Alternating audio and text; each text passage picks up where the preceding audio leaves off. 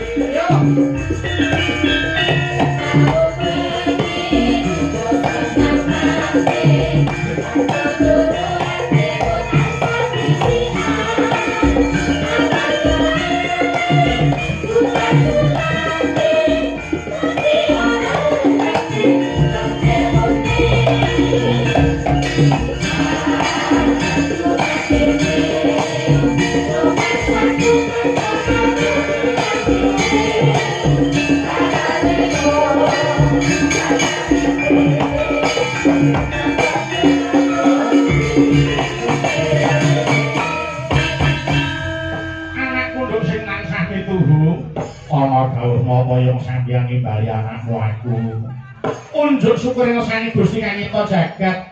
Dene wis paring pirang-pirang kanikmatan wujude nikmat sehat, nikmat sempat, nikmat iman. Satemah desa tetunggalan apa ora dukuh Keras Wetan 1. Nggih, Desa Keras Wetan RT 3 RW 1 Kecamatan Geneng Kabupaten Ngawi, nggih. Alhamdulillah yo. Awit saka pangestuning para pepundhen awake dhewe sak kanca wis pareng sowan ana daleme panjenenganing Bapak Gunaryanto Esos MSI lan Ibu Tutut Winastri ANJ. Iya, Nduk, dawuh. Kowe ngerti apa ora iki kagungan kersa apa?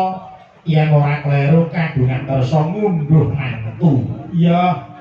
Kena diarani ngunduh mantu. Lan uga kena diarani mantu, nggih, jalaran mantene wadon wis dadi putrane Pak Gun dhewe, Nduk. Wis minengku kaya putrane dhewe, nggih. Ya kuwi Raka Mas Fahrul Dwianto kuwi putra kaloro saka jenenge Pak Gunaryanto ingkang wis anjatu krama Mbak Feni Widyawati.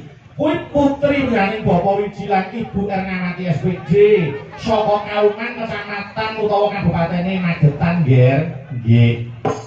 Alhamdulillah ijab wis kelakon tanggal 17 Oktober 2020, Nduk. Oh ngono. Nggih. Iki mung kari ngunduh manten, nggih. Mantu sing diman-iman kabeh metu. Ya kuwi tresnane wong tuwa marang anak, celengane wong tuwa kanggo anak.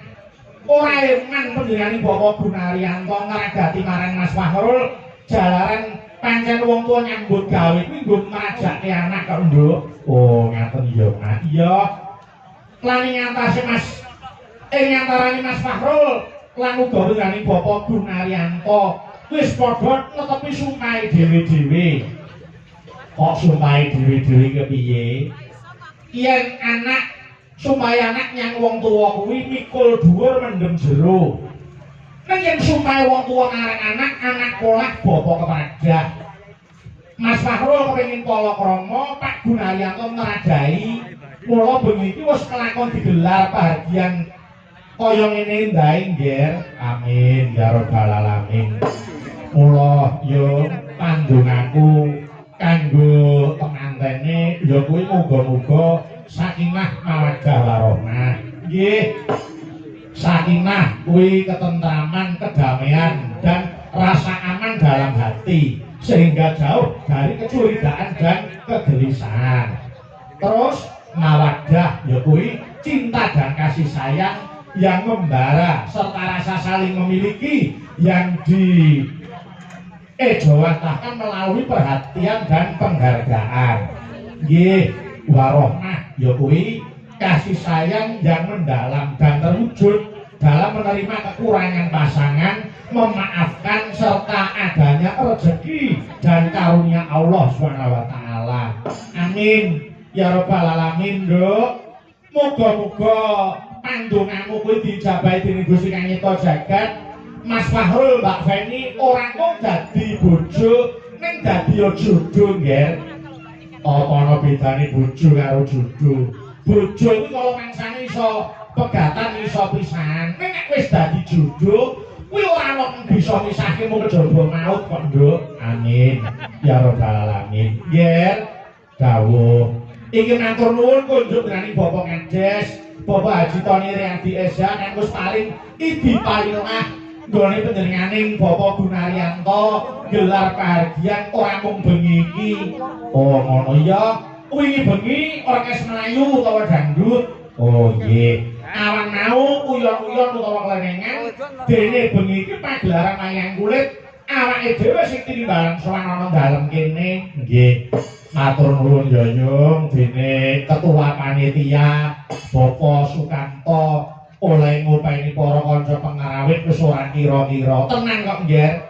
Wis iki para pengrawit iki diuja saupanane. Wis dadi unen-unen to. Ya to seniman ki yen mulya ya kaya raja, nek sengsara ya sak isore kere. Nggih. Ning bengi iki mulya tenan, Nduk. Ngono nggih. Iki daharan wis prasmanan, kae awake dhewe arep munggah panggung, wis ngliwati daharan andher kagem para tamu. Para pengrawit ya ngono, mung kali kuat-kuatan to tenge. Nggih. Mangane diukahi ora apa-apa, cedak kali kok. Nggih. Mula nggih, iki gandeng ujupe kuwi tasakuran mula ayo kowe ngaranku tirakatan lek ana dalem kene, monggo tak dereke. Dasare dening Pak Gun sing ditimbali ora ngaku karo kowe kebu nimbali para edan bintang tamu. Sapa Mas Yuda? Mas Yuda CS ya. Diatur pinarak ana kiwa kotak dipethuk prau layar. Monggo tak dereke monggo to yo.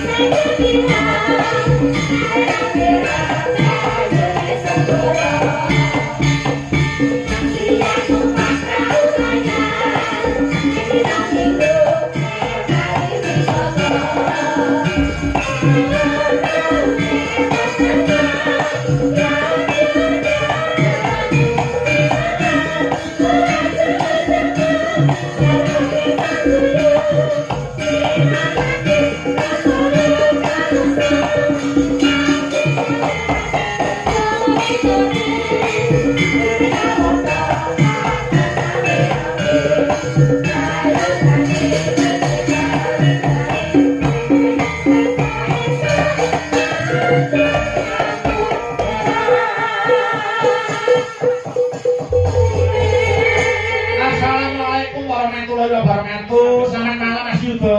Waalaikumsalam warahmatullahi wabarakatuh. Selamat malam Mas Bayu. Amin ya rabbal alamin. Mas syukur wonten ngarsanipun Gusti. Nggih. Kula panjenengan iso ketemu wonten Keras Wetan mriki. Alhamdulillah wa syukurillah. Mugi kawilujengan katentreman lan kabahagiaan tansah kajiwa kasarira dumateng keluarga ageng Bapak Gunaryanto lan Ibu Tutut mandhapipun dumateng temanten Sarimbil. Mugi tansah pikantuk berkah rahayuning Gusti satemah dados keluarga ingkang sakinah mawaddah lan warahmah. Allahumma Amin. Mas Yudo. nggih. Bejo besane wong tuwa niku yen iso mala keranake putrane menangi nggone ndhautke putrane Mas. Leres Ngira? nggih. Kula panjenengan ulang dateng lokasipun panjenenganipun Bapak Gunaryanto lan Ibu Tutut. Nggih. Sebabe apa kok panjang umur mergo penggalih semeleh ora kemungsung rasane. Leres Aja to nampa rezeki paribasane nampa pancoban wae tetep disyukuri niku umate Gusti sing pancen hebat tenan Mas Yudo. Wah, saestu kok Mas Bayu. Hebat niku mboten kados Pak Carik. Kula nek bali cekap Pak Carik ngoten mawon. Pun buntas pun rampung anggenipun netepi darmaning pini sepuh. Wong kewajibane wong tuwa, darmane wong tuwa siji paring asma sing becik kanggo putrane, loro maringi ilmu utawa nyekolahke, sing nomor 3 nikahke lamun wis dewasa. Wah, panjenengane pun buntas pun rampung anggenipun netepi darmaning sepuh. Amin. Pak Carik jan hebat luar biasa. Hebat. Napa melih menika mapan wonten desa sing paling atos. Desa paling atas Keras. Oh iya, nggih. Desa Keras, masyarakate kompak, guyub rukun, dasare sing kagungan kersa Pak Carik kalih Bu Tutut juragan pitik. Amin, amin, amin. Lah nek kula kalih panjenengan ditanggap karo Bu Tutut juragan pitik wis ora ngentekno telek sak truk. Wah, diaturi kok. Saestu. Apa anu Bu Carik mbari awake dhewe iki upil apa? Awang kene iki paribasane ngempek iki keterimane Bu Carik kali Pak Carik kok. Malah kepara kala wau sampun wonten usulan panjenengan mengke mboten sah kesusu kondur rumiyin. Nggih. Awit napa panjenenganipun Bapak Lurah nggih badhe manggi panjenengan maringi DP kagem taun ngarep. Ora gawe-gawe lho. Lho, saestu lho pripun? Bapak Ibu setuju nggih? Taun ajeng Pak Lurah setuju nggih? Pun rasan-rasan nggih cekap panjenengan kula kalih Mbak Niken pokoke kumplitane nggih ngeten niki. Oh, alhamdulillah. Alhamdulillah. Niku dadi dongane awake dhewe. Nggih, keras to daerah Keras mriki sing kersa gelar wayang, sing kersa gelar pertunjukan tegese piyai kene iki ayem tentrem kahanane. saestu wong desa Keras niku desa maju. Nadyanto desa Keras niku desa sing maju. Listrik sudah masuk desa. Ternyata bareng tak selidiki neng Keras niki tesih usum ting. Oh, isih ana ting. Tesih kathah ting. Nggih. Anggere esuk nek kok kanal ting ploweding ngono niku. Nggih, heeh. Yo ngeten lho Mas. Pripun? Piyai mriki tegese nampa kemajuan zaman ora ninggalke marang tinggalane para simbah-simbah riyin. Saestu. Wah. Iku ora lali karo kula bukane nalika durung ana listrik gitu. Nggih. Niku ting iki sing dienggo madhangi. Leres. Kula niki dadi pepiling awake dhewe lali sumber bakal ketiwasan. Lali sumber ketiwasan. Dadi wong maju ya kena. Ning aja nganti ninggalke marang kula bukane biyen. Ngaten. Nggih. Ya contoh ya kiai kene wajar, kiai Drapiak Semarang. Nadyan sore mau dan Nggih. semanten para pamriksa dalu menika sing ngancani awake dhewe nggih. Alhamdulillah isih akeh Mas Yuda. Boten ngirangi guyub rukun lan tandha tresnane dumateng budaya nyatane sing kepareng rawuh sakmenten kathahipun menika mratandhakaken bilih desa Keras menika masyarakatipun guyub rukun ayem tentrem. Amin. Nek niku Mas Yuda. Nggih. Kula ngimutke dhateng para pamriksa sing tengen tanggung hati-hati nggih. Nggih. Nek sing kono lho Mas, sing iki nek kok kadhake kiwa kae lho sing. Nggih, sing iwak nggih. Ku nek gemujeng apa keplok ya hati-hati nek kepleset ndak nyemplung kali. Nggih. Wah, tenan kok. Malah sekeca lho, Mas. Nah, apa? Para napa mriku sederek-sederek dulur-dulur sing mirsani wayang iki malah penak ae. Lah piye penake? Masa enek delok wayang kok karo mancing. Wah, wis jan penak tenan kok. Alhamdulillah. Luar biasa menika saking guyub rukunipun tresnanipun dumateng panjenengan napa melih masyarakat Keras menika benten kalian daerah lintunipun, Mas. Napa bidange? Alah saka lomongsane daerah liya niku sok seneng gegeran, sok seneng tawuran, tapi nek masyarakat mriki kondusif guyub rukun. Daerah liya karo tangga sok gak gelem nyopo, karo dulur sok gak gelem akur, tanggane tuku kulkas atine panas, tanggane tuku gelang atine melang-melang, tanggane tuku kalung atine bingung, tanggane tuku ceret lho mentret. Iku Mergo saka ora akure isine iki mung ngeri atine iku. serik. Ayo to kaya Pak Carik niku gak duwe sifat serik, tumindake sarwa apik, dasar sing wedok usahane pitik, duweke sithik diklumpukne kanggo nanggap wayang kulit, insyaallah barokah tambah apik. Allahumma Amin, amin. Wah, jan. Nimbali Mas Yuda ki ora rugi. mboten rugi, malah sing rugi kula. Lah piye ta? Ngejak coro keton iki gak omong blas. Ya Allah Gusti, nuwun sewu lho Kakang blekok moncrot. Ora sampe mandrot. Lah nyapa? Ya mung cemet ngono tok. Kakang blekok cemet mbok katuran ngendika wong iki wis awake dhewe karo Mas Bayu kok Aku ki suwe lho ora ketemu karo Mas Mondo. Uwangen aku karo Mas Yuda. Nah, iya. piye Mas Mondo.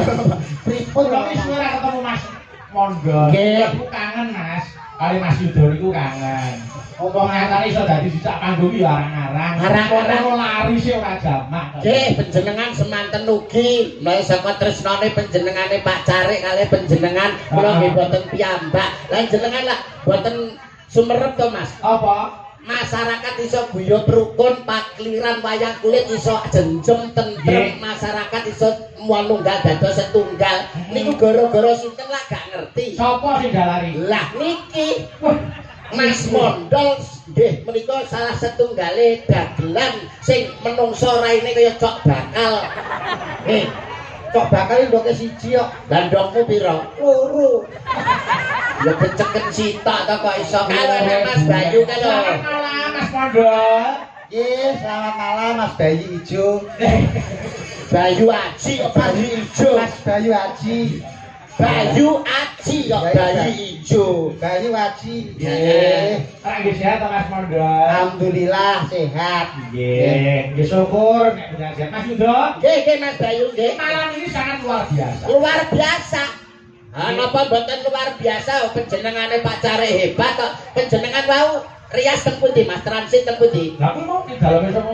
Daleme kawitan. putrane pembarep Nggih. Mbak Tika Nggih. kalah tumbas dalem utawa tumbas omah lawas. Saestu. Wah, lawange diukir, Oh. cagake diukir, jedinge tak kira ya diukir to Mas. Lah kira diukir to lha apa ora? Mboten diukir niku Lah wau. jebule Dipangan rakyat.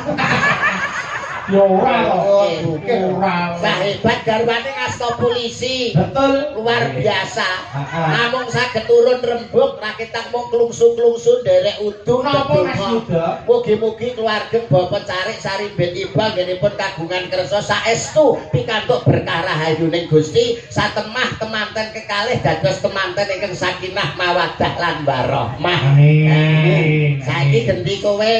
Dan ngono. Bisa omong ora iki jane cangkem bobet to iki kok. Dienggo omong ki lho, pokoke. Dungane mantene. Ya ora ketang mong sethithik ki awakmu klungsu-klungsu melu kudu ngono lho. Apa nek bandare apa kudu? Lho ngene iki Ya, bisa mulai ngeclek ta. jenenge klungsu-klungsu melu udu ki awakmu ki nyumbang apa ngono lho kanggo Pak Carik. Pangan dhewe arek nek sumbangne Pak Carik. Ngene lho, kowe saka omah rene iki oleh-olehmu apa? Nggo Pak Carik iki lho. Wong kula niki mriki malah golek lho Mas kok golek-oleh. Walah. Koe Terus karepmu ngono. Kowe iki keluargane Pak Carik iki ben piye ngono lho. iki ben ngono ae. Alah. Wis ngene iki lho bocah kok iso. Tegese iki usahane ben saya maju dicapakne. Disurung. Maju. Mas enten kabel lecet ta? Nggo apa ta? Kuwi nyetrum cangkeme cah iki.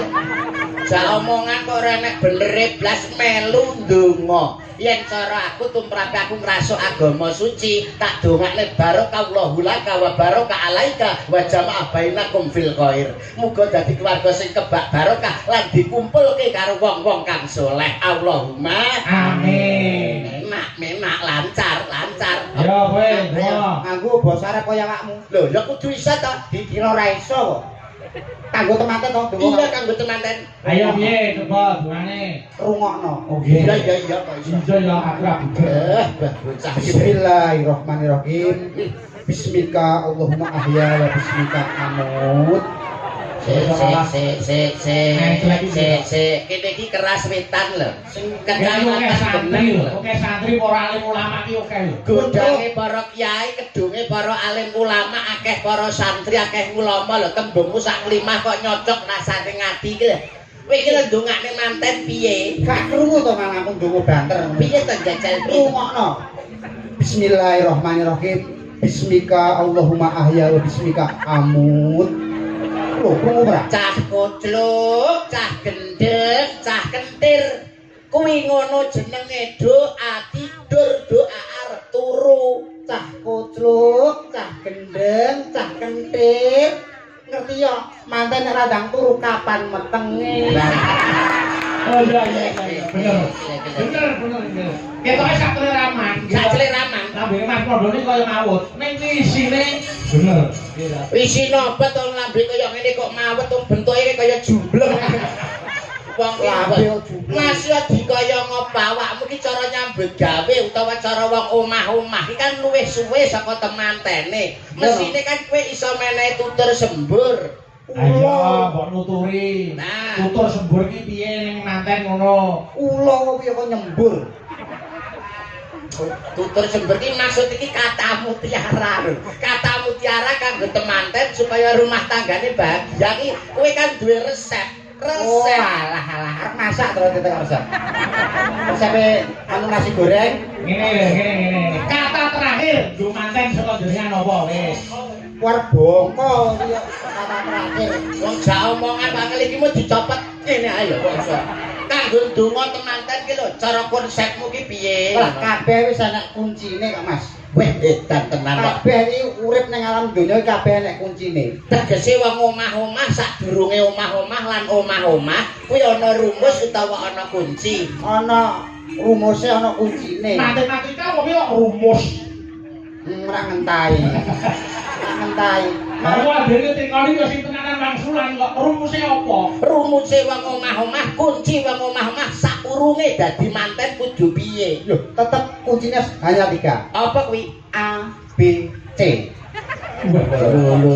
Manten nek mbok tukokno kecap iku ngecroti matamu kowe. Kunci wong dadi manten ada 3. 3.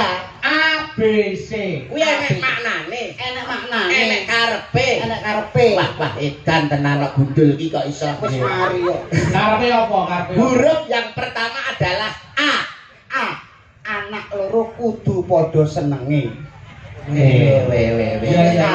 Bocah loro lanang wadon kudu padha senenge. Mergo dadi manten ora iso dipaksa rasane. Betul. Mula kudu padha senenge. Padha senenge. Nek wis bar A terus B. B. Bapak Ibu kudu merestui. Wo. Bapak Ibu Kudu merestui, mergo restu wong tuwa ki padha karo ridhone pangeran supaya anak turune dadi keluarga sing bahagia. Amin. Bapak Ibu kudu Merestui. Terus A, B, C saiki. C. Cukup dibawa ke KUA.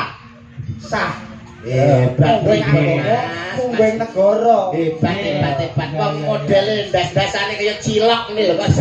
Ngawur tembung sak tembung iki kok ya iso lho kok iso. Ngene masa gak cilok. Nggih. Ngawur ngene kok cilok. Lah iki apa? Iki ngono tahu bulat. Digoreng dadakan 500-an langsung kok dilat. Tanggone iso dirai gak tau. Tahu bulan. Kuwi sadurunge duwe dadi manten. Heeh. Konsepe ABC. ABC. Lah nek wis diwisuda pinangka temanten wis sah menurut agama lan negara, konsepe Wis apa? omah-omah Wis omah-omah. tetep A B C. Lho kok ABC meh? Kabeh rumusnya ki A B C. A yang pertama, Anak istri yang diutamakan. wow, nek wong omah-omah itu, Omah-omah. Loh, wis anak omah-omah. istri harus diutamakan. Utamakan.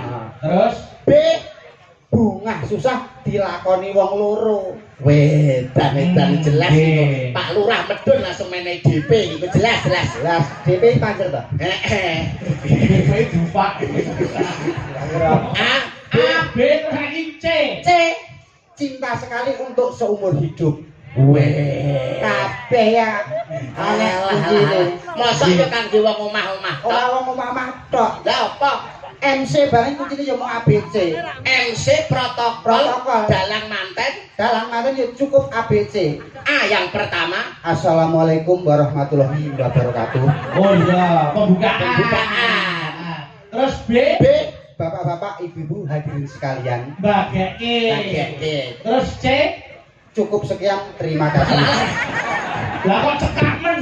Ah, cekak awas kok. Oh iya. ngono kok jare kena kanggo patuladan iki lho. Nggih. Kowe iki ya nuwun sewu, kowe iki pernah tuwa, temantene iki pernah enom. Paling tidak kowe iki sebagai wong tuwa iki kudu menehi pitutur sing apik karo wong sing luwih enom. Sebab wong tuwa iki pengalamane wis luwih akeh, ibarate mangane uyah wis akeh. Mulane wong tuwa nek karo wong enom iki mesti apik wong tuwa, nggih to Mas? Ayo mesti dong. Lah. Pengalaman hidup iki wis oke kok. Lah dalah. Oh, Piye, terus Bas? temoto atine. Piye balen oleh ngomong mau kok gak patek genah. Wong tuwa ki pengalaman hidup sudah banyak, mangane uyah wis akeh, mulane wong tuwa ki nek karo wong enom mesti luwih apik sing tuwa tinimbang sing enom. Wis mesti nek wong tuwa luwih apik. Ya jelas ta. Tenan yakin wis Yakin. kowe ngerti sengkuni. Sengkuni nek Mas Bayu paham nggih Mas Bayu Ya ngerti sembuni kok. Ngerti sengkuni ta? Ngerti. Kowe ngerti Puntadewa. Puntadewa ngerti. Sengkuni karo Puntadewa itu ndi? Tuwa sengkuni Apik ndi? Sengkuni karo Puntadewa. apik pun. Ah. Yo Mas. Oh iya bener ya. Iya. Mas nuwun sewu ya Mas. Plongo. Karepku ki sing mbok nggo conto ki aja wayang kulit ngene iki. Sing mbok nggo conto ki daharan sing disuguhne mau lho kan kena kanggo conto to. Apa wae nek sing enom contone kaya pelem, kaya buah, kaya apa gedang mau. Kuwi nek sing tuwa kuwi piye rasane? Legi, Nek enom sepet, pelem nek tuwa. Nek enom kecut. dadi panganan apa wae kuwi nek tuwa mesti luwih enak tinimbang sing enom. Rungokno kuping mundur kuwi. Jadi panganan apa ae Nek tuwa luwih enak tinimbang sing enom. nek tamu. Apa? Bojomu ning omah tau kelan bung. Tau ngayur bung. Ini ya Mas ya, pelem ya. Pelem, Kuwi nek tuwa legi. Legi. Nek enom kecut, gedang nek tuwa, legi, nek enom sepet, salak nek tuwa. legi, Nek enom sepet. dadi panganan apa wae kuwi nek tuwa luwih enak tinimbang sing enom. Rungokno kupingmu, aja mbok bantah. Jadi panganan apa ae nek tuwa Luwih enak tinimbang sing enom. tak takon aku. Takon. Bojomu ning omah tau nyayur bung ora? Tau kelanjangan bung ora? Ini ya Mas ya, pelem ya Mas ya. Ya, Pelem pelem. nek tuwa legi. Legi. Tapi nek enom kecut. Kecut. Gedang kuwi nek tuwa legi. Legi. Enom Sepet. kecut. Dadi panganan apa wae kuwi nek tuwa luwih enak tinimbang sing enom. Panganan apa ae nek tuwa Enak tinimbang sing enom. sik aku tak takon. Bojomu ning omah tau kelan bung ora? Ini lho ya Mas, pelem ya Mas. Ini kelem nek. Oh. Enak ngene. Lah aku wong ngawi, aku wong geneng, jangan bung ya tau to senenganku to kowe. Tahu ya? Tahu. Kayak sing nom apa sing tuwa? Jenenge bung anak pring ya sing enom. Kok gak sing tuwa ben enak ben nyocok tangkemmu. Wis ngene iki. Apa yang iso makan bebek? Wong enak menungso kon mangan gedhek iki ya. Nuwun sewu nggih Mas Bayu nggih. Awakmu ki mbok yo aja kaya ngono. Sing mbok derekno ki Mas Bayu lho. Ki Bayu Aji Prasetyo ki dalang kondang saka Surakarta. Kowe iki tindak sapecak tembung saklimah muna-muni kudu sing sarwa ngati-ati. Tugas dalang ki ngudal piwulang. Piwulang sing luhur, piwulang sing becik. Kok sak penake kowe karo dalang? Lha terus karepe Lho, dalang ki gawean sing abot lho, Mas. Aja nyepelekno dalang lho kowe. kowe? Dalang abot. Abote dalang nggih endi apa ngangkati gamelan? Apa usung-usung gamelan apa notoni debok? Dalang teko kare lungguh karo abot. Apik lambene. Ngene 80 lho ora entuk dinyang. Gambar izin kok kene. Ngono lho. Ini lho sing perlu diluruskan ngeten iki lho, Mas. Telek bebek, sing ngomong aja waton. Jebule sae. Lho, sampe dadi dalang apa? Lho kena kabut to yo. Mripate melek tangane nyolake wayang sikile jejake keprak. Lah ya gone apa turu? Wong ya melek teko esuk. Anak sing turu. Tahu yang turu ya terus ditinggal mulai bis. Tegese abote dadi dalang iki kok ora perkara usum-usum. Ora katakan dalang iki nyuwara terus nganti tekan pada esuk iki nyuwara terus. Lah sindene kok mau bisu. Wong yo ora teko esuk. Muni teko esuk Iwan. Kok muni abot dalang. Ngene lho. Angel aja omongan iki. Dalang cabut ngono lho, Mas. Abote dalang apa ngangkati gamelan apa musuhi debok. Karek ngapa? Teko kare lungguh karo ngono kok muni 80 dinyang ra oleh. Ngene iki lho. Lah lambene apa ngono kuwi nyepeleke ngono iki. Abote dalang iki kok ora perkara usung-usung gamelan atau debok. Abote dalang sing tak maksud abot sukses lan orane pagelaran bengi iki kuwi tergantung dalang rungokno ndul kupingmu. Ya ora iso. Lho kok ora iso? Ora iso. Suksese pagelaran bengi ora perkara dalang. Lah perkara apa? Perkara genset. Enek dalange, enek yogane, enek jensete opar garingan. Pedhot golokane no Mas. Ya, Mas. Wis. Pentingnya genset. Berarti sing penting ora dalang. Ora Sing penting apa? genset. Nek ngono sing penting ya ora genset. Lah apa? Sing penting solar enek gensete, gak enek solare. Apa arep mbok uyuhi gensetmu? Yo ora iso nguruh. Ora iso ngurus. Dadi sing penting Solar. ora iso. Sing penting pom. Enek solare, ora nek pome leh arep tuku nang ndi. Ngene bakul brambang. Ora enek. Berarti sing penting apa? Sing penting pom. Nek ngono sing penting ya ora pom. Lah apa? Sing penting lemah utawa bumi. Nek gak enek bumi arep mbok encepne ndi pommu. Ora iso dibangun. Lah, sing penting bumi. Nek ngono sing penting ya ora bumi tok. Lah sing penting apa? Sing penting Allah Subhanahu wa taala. Yo entek nek tekan kono yo wis. Enteng. Lah, Digorone yo entek lho. lah ra nang parang rono suwi utuh ngengkel-engkelan tok. Klungsu melu udu. Gliyak-gliyak watone. Kecandak, Gremet-gremet. Patone slamet. Hah? Mula kabeh iki penting. Nggih, nggih. Kaya dene wong sak awak sak kujur iki. Nggih. Mripat duwe kewajiban dhewe, irung duwe kewajiban dhewe, lambe, tangan, sikil duwe kewajiban dhewe-dhewe. Leres. Dalang yoga sinden pelawak niku wis ana nggone dhewe-dhewe, ora perlu dibanding-bandingke gitu. Betul. Duweni tanggung jawab sing abot kabeh. Kaya dene Mas Yuda. Nggih. Ya duweni tanggung jawab. Betul. Mergo panjenengan kuwi duweni kulawarga gitu. Nggih. Nyambut gawe sing apik, satemah para pamirsa semangatine sok bakal ditimbali meneh. Amin. Nggih. Oh, sampeyan dhewe wis seneng kok aku. Lah nggih. Luwung ngoten mriki gene Pak Lurah, luwung ngoten mawon. Piye? Sogone Pak Lurah ra anggo Aku karo Mas Bayu tok. Pak Lurah tak baca. Wong kene iki yo kancane. Aja nesu. Ora nesu. Tak goleki kanca. Saged, nggih. Yo niken salindri ben ngancani re. Ora. Jebul